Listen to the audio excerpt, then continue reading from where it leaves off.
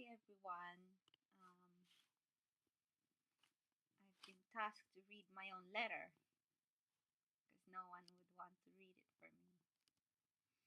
Um, I'd like to thank everyone first and foremost for coming to comfort my family and to celebrate my Lola's life and the blessings that she left with us.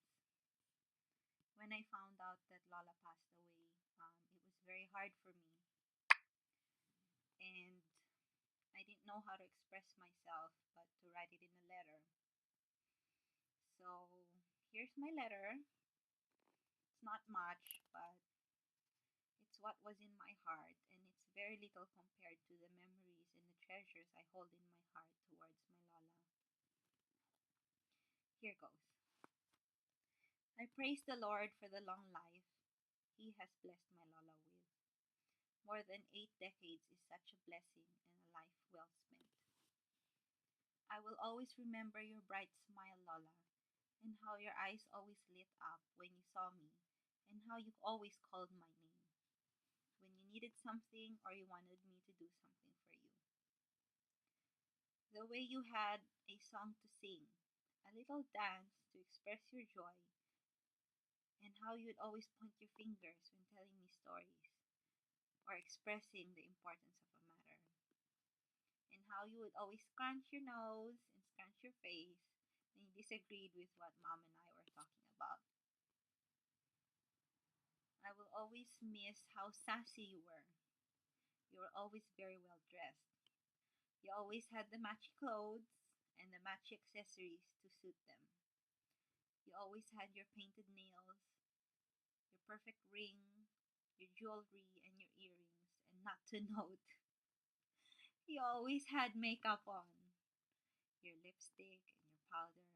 And most importantly, you always had your mascara on, no matter how old you were. I will miss how intelligent you are and how you always tell me to aim high, and how you always said to make your mother proud. You were always a walking dictionary.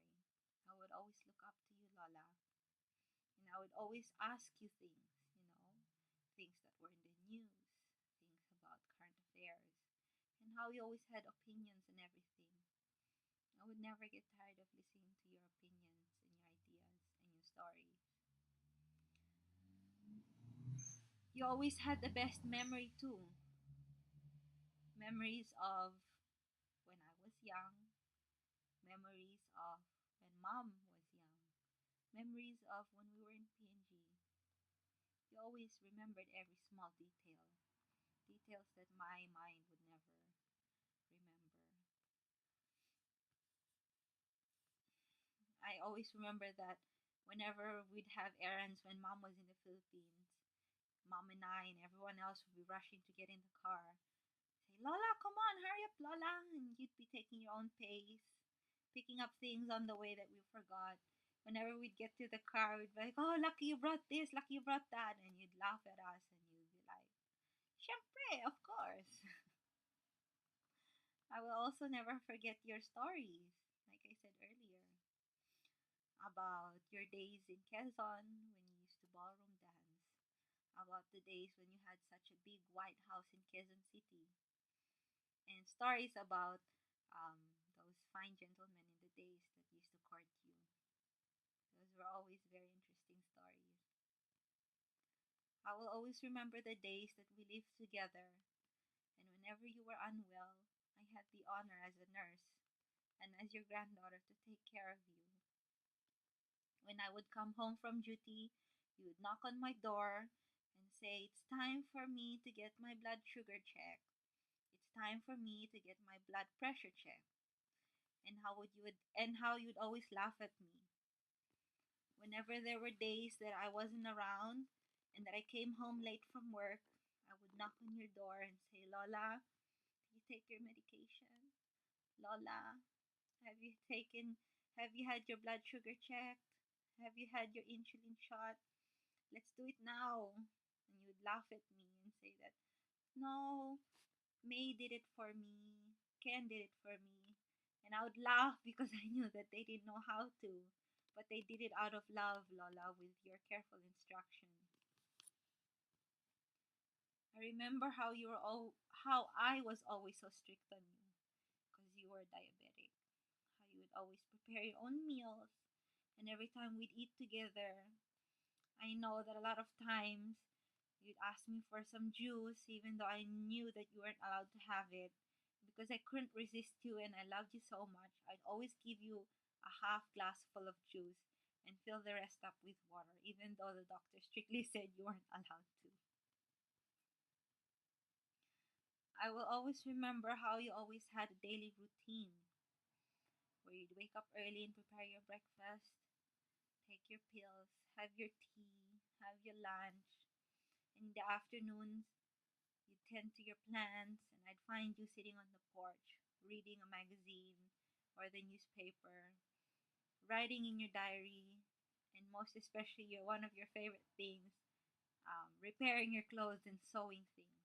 You'd always tell me, Kathleen, if you have anything for me to sew, just put it aside, put it in my room, and I'll sew it for you. And you always did the best in repairing my clothes, and I always remember that. I always remember that whenever I'd run out of clothes, I'd always sneak into your room because I'm sure everyone can agree with me is that you've got such a huge wardrobe of all those years of keeping clothes and everything. And every time I'd see something I like, say, Lola, can I borrow this? Of course, you'd let me borrow it, but you'd never get off my back asking me to return it after I've used it. Where's my blouse? Where is my blouse? You'd never let me get away with stealing any of your clothes. I would also remember the times when you would always notice my shoes because we had the same sized feet. You'd always notice when I had something new. Kathleen, those are nice shoes. I like them. They're very nice. And I would always laugh because I knew that you liked them and you wanted them. But I also didn't want to give them to you because they were brand new.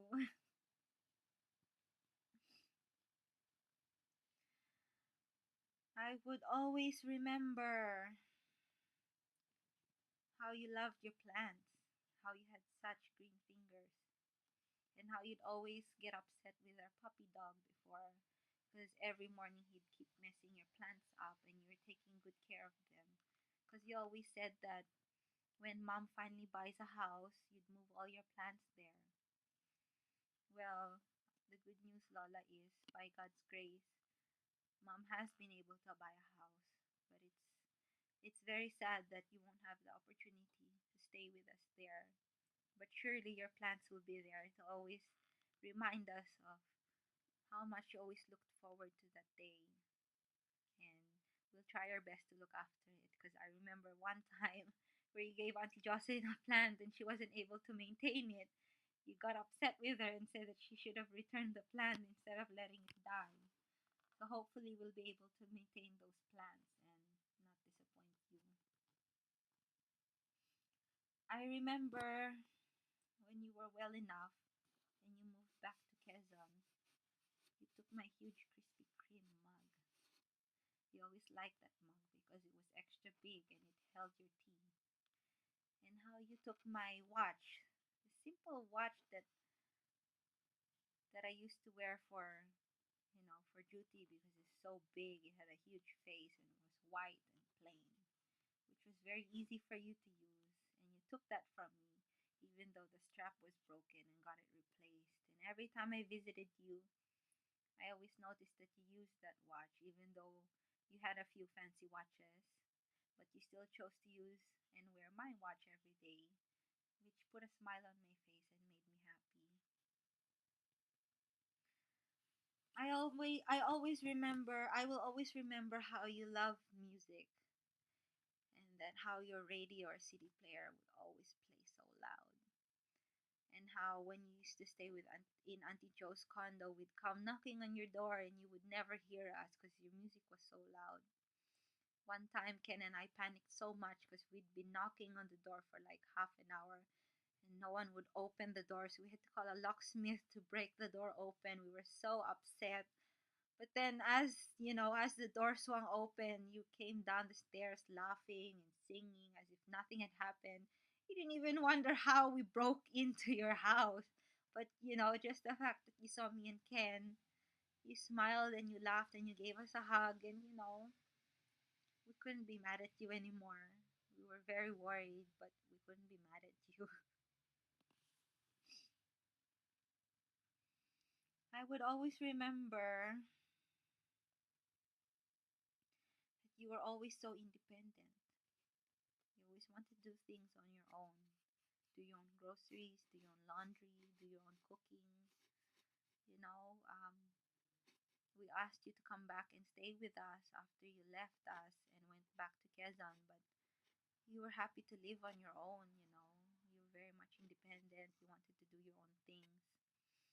You did your own groceries, and yes, up to the time that you were sick and before you died, Lola, I'm proud to say that you were very much independent and responsible with your own health. It's so funny because every time I would argue with Ben or be playful with him, he would always tease me and say that, para kang lola mo, para kang lola mo. He'd always laugh at me and he would always used to annoy me. But then, thinking about it now, I'm actually happy to be like my lola. And I'm proud to be like my lola because there are so many admiring things that you have, Lola.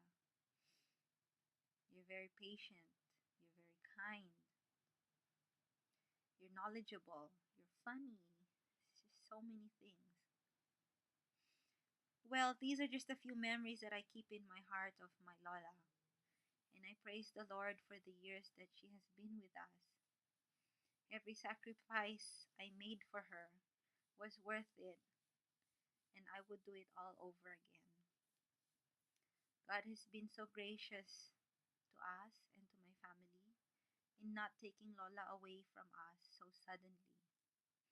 He gave us time to cry, time to grieve, time to pray, and time to finally reflect and accept that it's time for her to rest in the Lord. The times that I've spent here working in the home for the ages, taking care of the elderly, only brought my heart and thoughts to you, Lola. I have peace now knowing that you are resting in the Lord, and that I will see you on that bright morning when Jesus comes, and that we will be together again singing songs, dancing, and that I will be able to hold those frail hands once again and see your bright smile and hear your sweet voice and hear you call my name. Kathleen. Thank you, Lola, for everything, for being the sweetest, funniest, smartest, and most patient Lola that I will ever have. And thank you for all your stories and for the great memories that you have given. Stories that I will be able to tell my children of who and how their great grandmother was. I love you so much, Lola. I really I miss you so much. And it breaks my heart that I can't be there. But know that you are and will always be in my heart. So take care, Lola, and I'll see you soon. I know that my family will be okay and that we leave everything to God. So bye for now, my dear Lola.